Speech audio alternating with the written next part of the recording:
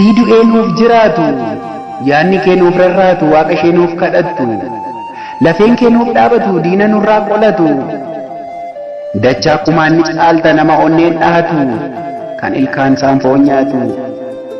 dachaa kumaan ni caalta isa dhugaa micciiree morma gubbaa dhaabatu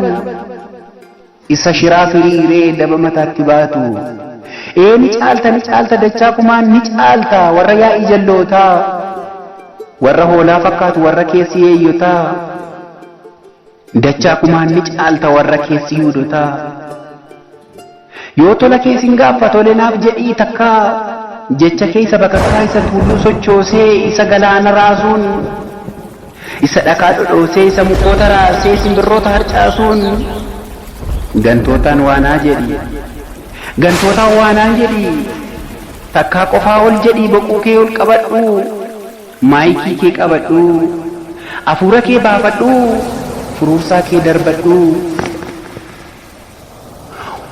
warra dhabateessanii kiyyoo anaaf keessanii sini huccuu keessatti kan sagal du'aa oolu malee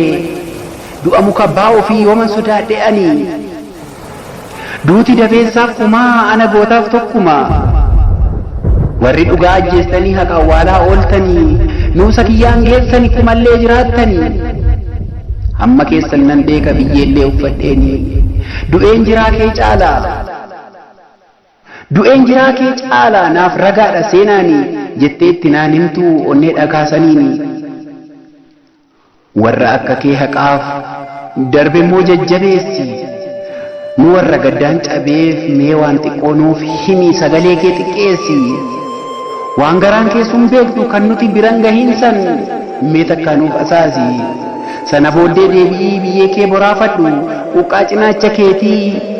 ilaa onnee kee jalaa takkaa nutti obbaafadhu.